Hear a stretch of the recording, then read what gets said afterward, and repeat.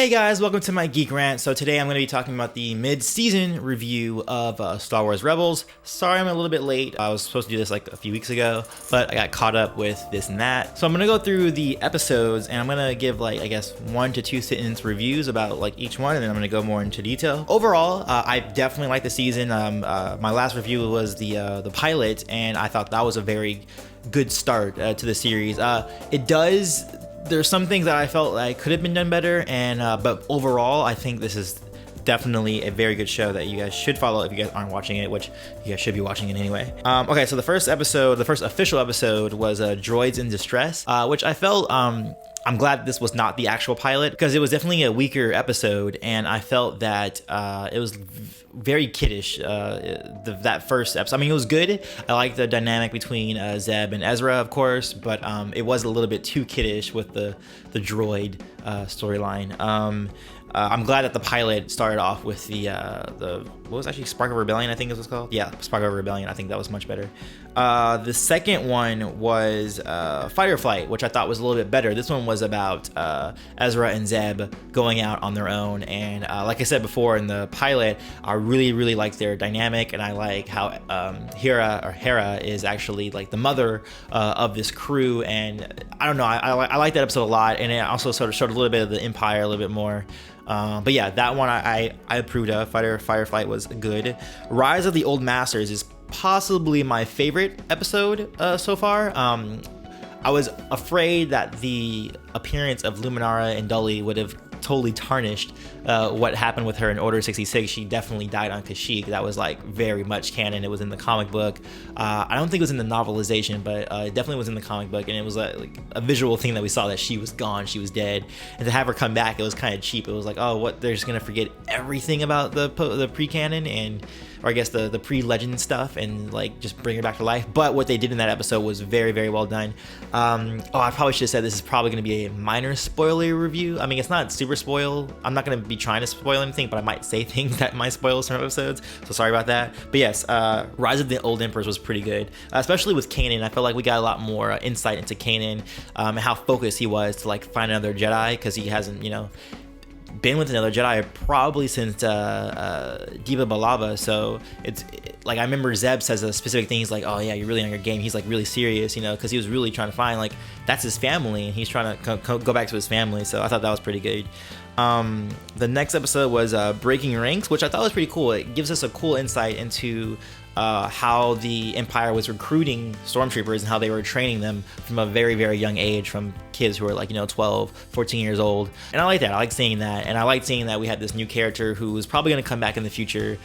He kind of stayed back in the end of the episode, so we're going to probably see more of him, which is pretty cool.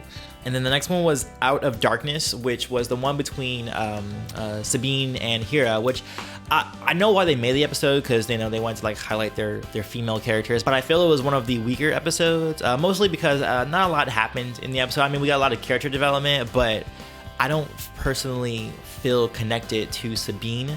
Hera, I keep saying Hera. Hera, I do have some sort of connection with, I guess, but Sabine so far, I don't know. She's probably the most one-dimensional character of all of them. She's like, this rebellious rebel, if I could say that. But yeah, I don't really. So far, she hasn't done anything yet that's made me feel for her as much as I had for Kanan or for Ezra, or she hasn't been funny enough for me to like her like I do with Zeb. Or Chopper is a little bit annoying. At first I thought he was kind of funny, and now he's kind of getting annoying. That's a whole different thing, but Chopper I don't really like that much. But yeah, overall, that episode I was not entirely on board for, I guess. I don't know, it wasn't the best one for me. And then the next two, which was like a continuation, it would be Empire Day and Gathering Forces, which was a two-parter.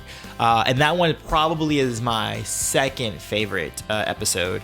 And that's the most recent one that we've seen. It's the one where Ezra has a little bit of a touch of the dark side, and we actually see his Force potential. We also see him dealing with his past a little bit. We get a little bit more insight into what happened to his parents, or what didn't happen to his parents, or the mystery of that.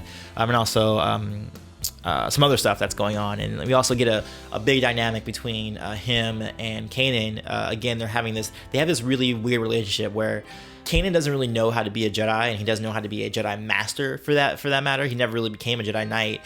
So for him to take on this role to train this kid is a huge undertaking that he's not prepared for, and he's not giving Ezra the full training that he deserves. And I think that's a really cool thing, is to see an untrained Jedi Knight trying to train the new generation, kind of like having a Ronin in the samurai lore, not lore, but there actually were Ronin in feudal Japan, taking on an apprentice and training them, but not having a full training. So I like to see it. So far, how they've done it has been really good, and I kind of liked how it culminated at the end of the previous episode, and I want to see more of that. I definitely want to see more of that in the future. So that's definitely my favorite.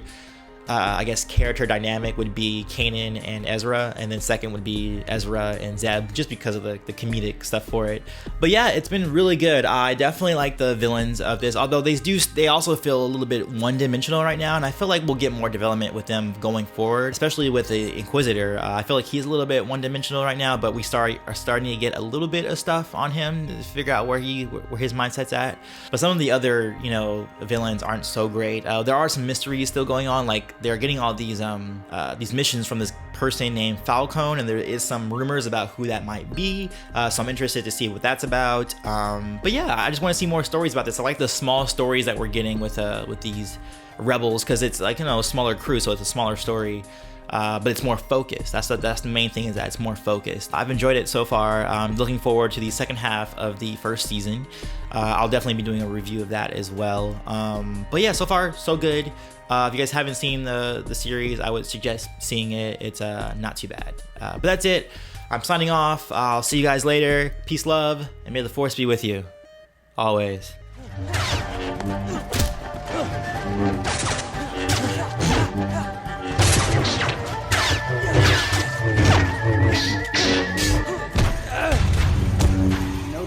And most recently, Star Wars: A New Dawn. Ladies and gentlemen, I present to you the one, the only, John Jackson Miller. Hey, how's it going? Alright, cool. So you're Hagrid, I am the boy who lived. So I cheated a little bit. I played last night just to see how to play. Oh,